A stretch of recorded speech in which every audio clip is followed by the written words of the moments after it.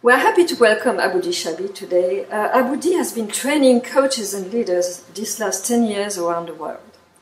He will be facilitating a module in our master's program next year. The title of this module is The Art of Coaching, Transforming Yourselves as Coach and Leader. Aboodi, why transform yourself as coach and leader?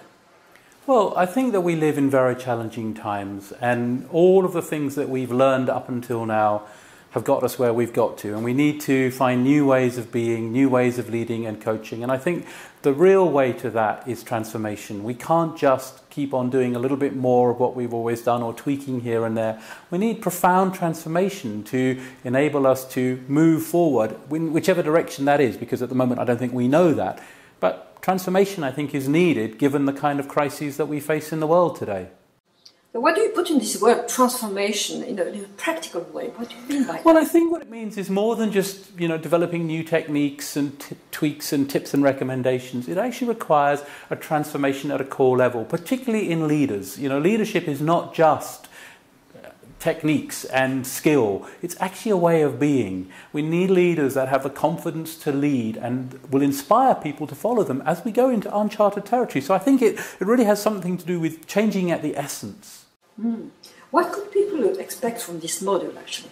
Well, in order to achieve that kind of development as a leader, I think requires a certain amount of immersion in a challenging experience. So the program will be challenging in the sense of asking questions about the very self that we think that we are, enabling people to build range, to go beyond what they think that they are, and exploring in terms of language, body and emotions, developing new ways of being in the world.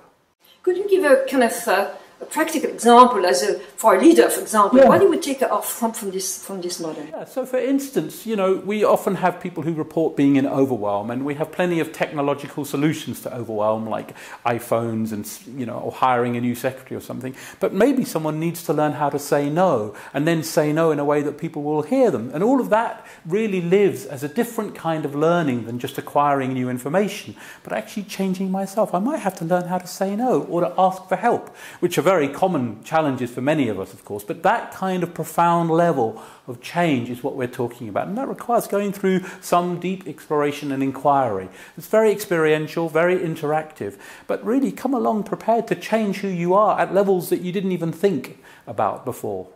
I understand that this transformation, according to the title of the model, is actually something which is related to emotions, language, body. Could you say a few words about that? Yeah, so we live in language. We have narratives about the world that we believe to be true, like I have to work hard, or I get value by my work, or I have to lead by being a controller, for instance. But we also live in emotions. The emotions that we have shape our capacity for action, and we move through space in particular ways. Some of us move through space very fast and very, so fast that we don't even notice people around us. Other people might move more slowly through space and notice people around them, but find it hard to get things done. So all three of those territories of learning put together create our capacity for action. Well, if we change those, then we have the possibility of really making transformational change rather than just, superficial change that doesn't last very much.